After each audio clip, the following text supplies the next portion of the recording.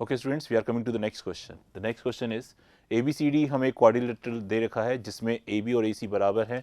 AD और CD बेटा 13 के बराबर हैं. BAC 20 डिग्री दे रखा है, ADC 100 है और BC की वैल्यू 12 दे रखी है और हमें AB निकालना है. तो चलिए पहले इस क्वेश्चन को सॉल्व करने से पहले इसका अपन डायग्राम बना लें. तो देखिए डायग्राम कुछ इस तरह से बनेगा इसका.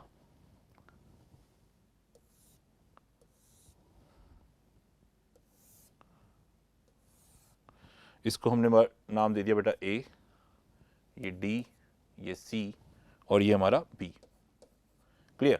और यहाँ पे हमें दे रखा है AD और DC बराबर बेटा. AD and DC both are equal to 13. ये हमें क्वेश्चन में गिवन है. और साथ साथ में हमें ये भी मालूम था कि जो AB है वो AC के बराबर है. AB and AC both are equal.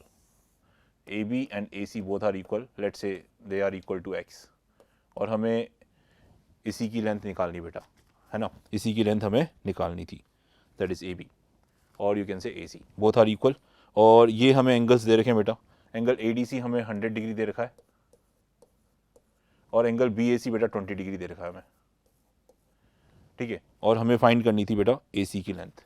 We need to find the length of AC. तो चलिए देखिए इसको सॉल्व करने की कोशिश करते हैं. हमने क्या किया यहाँ से सबसे पहले देखो हमने इस ट्राइंगल ADC में कोसाइन रूल लगा लिया. इस ट्राइंगल ADC में कोसाइन रूल लगा लिया. So by cosine rule I can say that cos 100 degree. इस ट्राइंगल ADC में कोसाइन रूल लगा लिया. By cosine rule cos 100 equal to 13 square plus 13 square minus x square divided by 2 into 13 into 13. So this will be cos 100. Similarly in triangle ABC में हमने cosine rule लगा लिया बेटा. देखिए यहाँ पे देखिए ये एंगल 20 डिग्री है और ये दोनों साइड्स इक्वल हैं. तो यानी ये दोनों एंगल्स भी इक्वल होंगे. 180 में से 20 चला गया, बचा 160. 160 को दो इक्वल पार्ट में डिवाइड किया तो बेटा यहाँ पे एंगल 80 डिग्री आ जाएगा और यहाँ पे भी 80 डिग्री आ जाएगा. तो इन ट्राइंगल ABC हमने cos 80 लगाया, कोसाइन रूल लगा दिया. तो by cosine rule cos 80 degree is equal to, again ये साइड हमें दे रखी थी बेटा 12. BC की लेंथ हमें 12 दे रखी है. इसमें कोसाइन रूल लगा दिया. सो x square plus 12 square minus x square divided by 2 into 12 into x. 2 into 12 into x. So here x square and x square get cancelled and we know that cos 100 can be written as, देखिए cos 100 को हम लिख सकते हैं cos minus times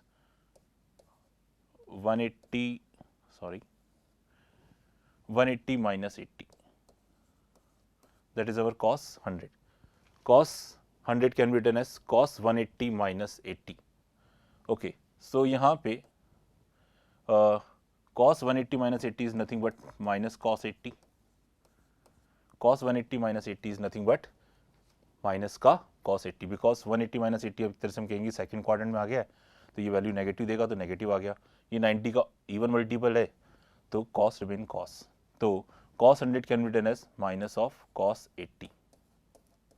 अब देखो cos 100 की value में मालूम है that is 13 square plus 13 square minus x square divided by 2 into 13 into 13 which is equal to 12 square divided by 2 into 12 into x.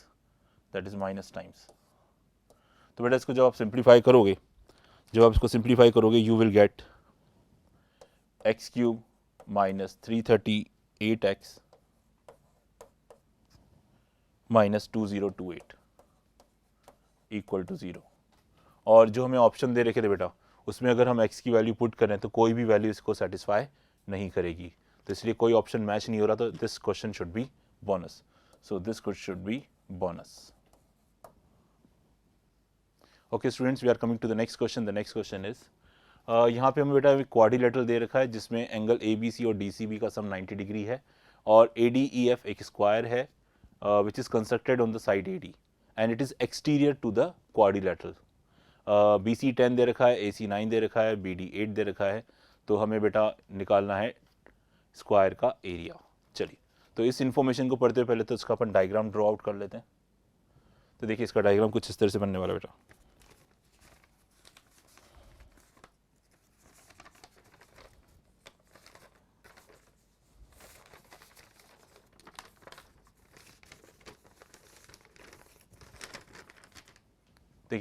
ये तो हमने क्वाड्रिलेटरल बना लिया इस तरह से, ठीक।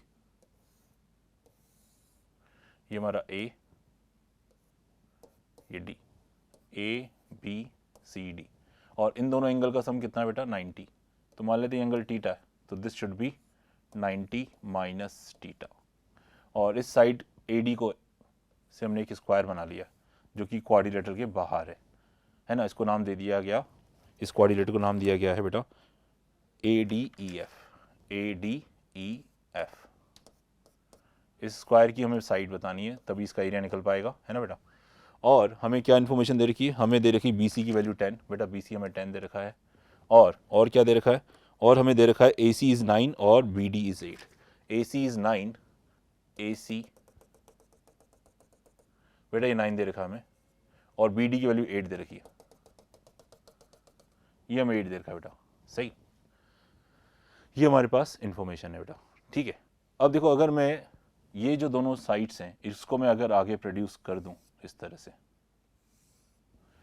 तो ये हमारा एक ट्राइंगल बन रहा है। लेट्स से इस ट्राइंगल को नाम दे दिया GBC। अब इस ट्राइंगल के अंदर इन दो एंगल का सम 90 है, क्योंकि ये एंगल टीटा और ये 90 माइनस टीटा है। So by angle sum property this angle must be 90 degree, this angle must be 90 degree. Is it clear? Now अब मान लेते हैं स्क्वायर की जो साइड है वो x है, स्क्वायर की साइड को अपन x मान लेते हैं बेटा, ठीक है। तो देखिए अब यहाँ पे हमें पहला जो राइट एंगल ट्राइंगल नज़र आ रहा है वो नज़र आ रहा है ट्राइंगल AGD। तो ट्राइंगल AGD में हमने पाइथागोरस लगा दी, तो हम बोलेंगे sir GA square plus GD square is equals to x square, ठीक है। दूसरा right angle triangle sir BGC नज़र आ रहा है, वहाँ पे भी हमने पाइथागोरस थ्योरम लगा दी, तो हम बोलेंगे sir BG square plus GC square is equals to 10 का स्क्वायर, ठीक है। सर एक और राइट एंगल ट्राइंगल नज़र आ रहा है GAC, तो GAC में भी हमने पाइथागोरस थ्योरम लगा दी, तो हम बोलेंगे sir GA square plus GC square is equals to GA square plus GC square equals to AC square, that is 9 square. Sir एक और राइट एंगल ट्राइंगल नज़र आ रहा है GDB एक और नज़र आया, इसमें भी हमने पाइथागोरस लगा दी, that is GD square, that is GD square plus GB square, GD square plus GB square which is equal to बेटा DB square, that is 8 square. अब देखो यहाँ पे अगर आप देखो GA GD और GB GC, अगर मैं इन दोनों इक्वेशंस को आपस में ऐड कर दूं तो मुझे लेफ्ट साइड पे मिलेगा GA GB GC DD, GA GB GC GD, ठीक है बेटा। सेम वे अगर इन दोनों इक्वेशंस को भी अपन ऐड कर दें तो देखो वापस वही मिलेगा GA GB GC GD।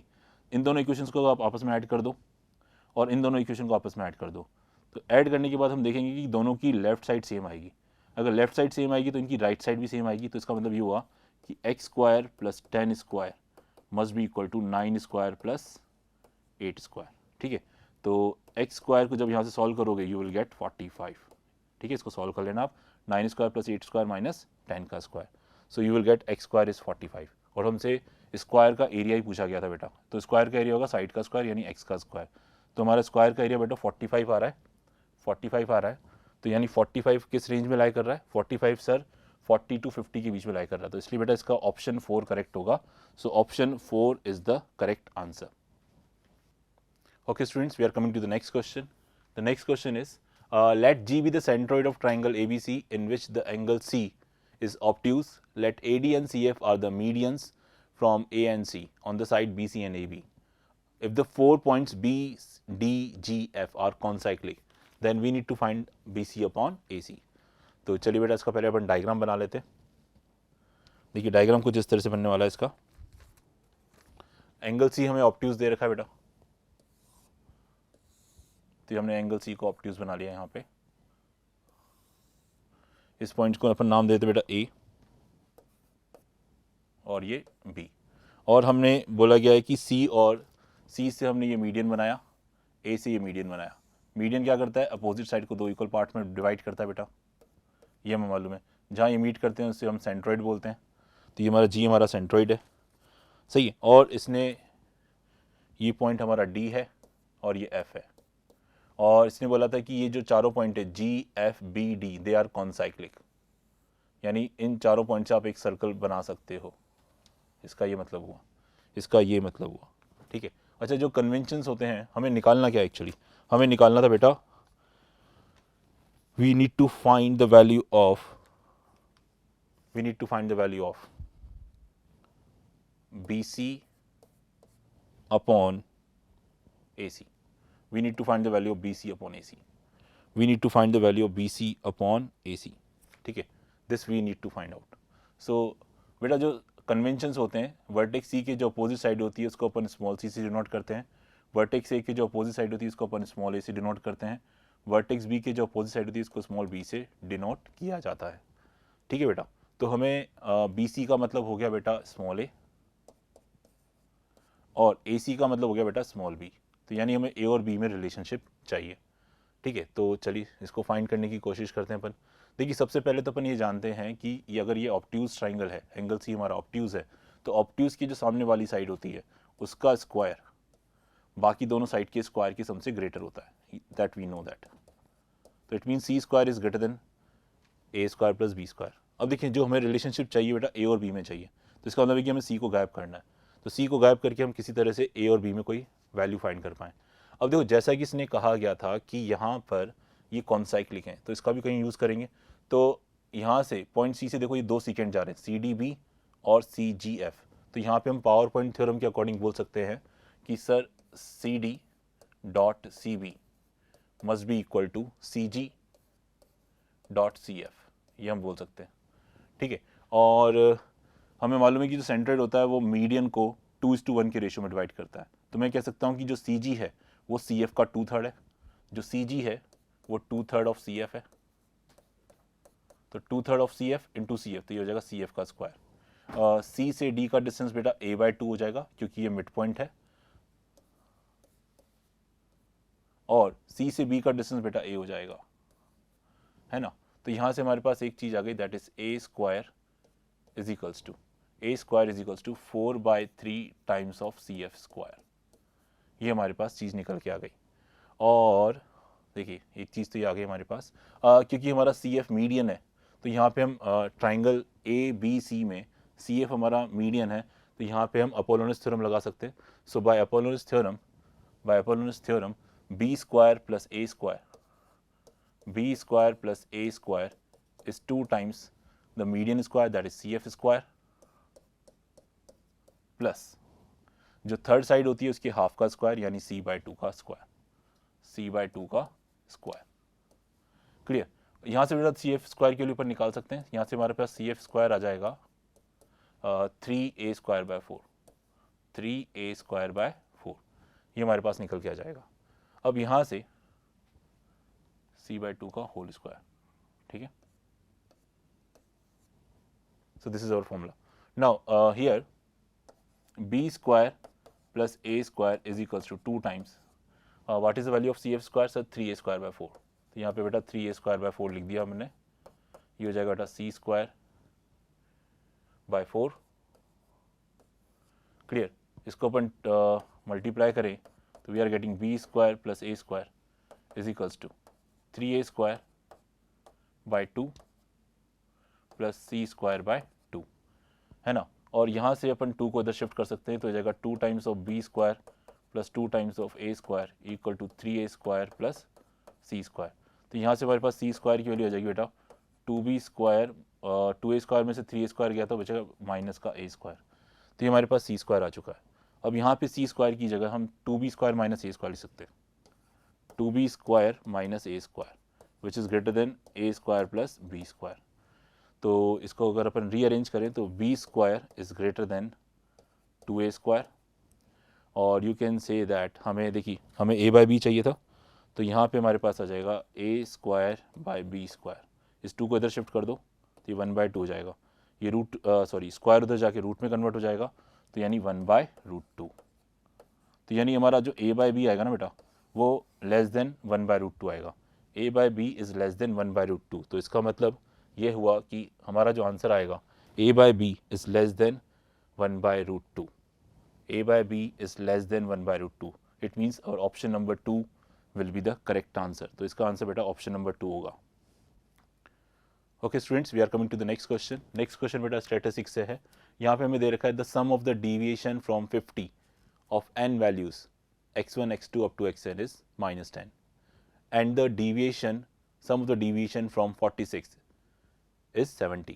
Then the deviation of the mean of the given value from 48. Okay, तो देखो बेटा यहाँ पे हमें क्या दे रखा है, ये जितनी भी ऑब्जर्वेशन है इनका डिविएशन 50 से -10 दे रखा है. इसका ये मतलब हुआ कि x1 -50 ये डिविएशन होता है बेटा, फिर x2 -50, ये हमने सारी डिविएशन निकाल ली. हर एक ऑब्जर्वेशन की डिविएशन 50 से, इनका सबका सम हमें दे रखा है कितना बेटा, -10 है.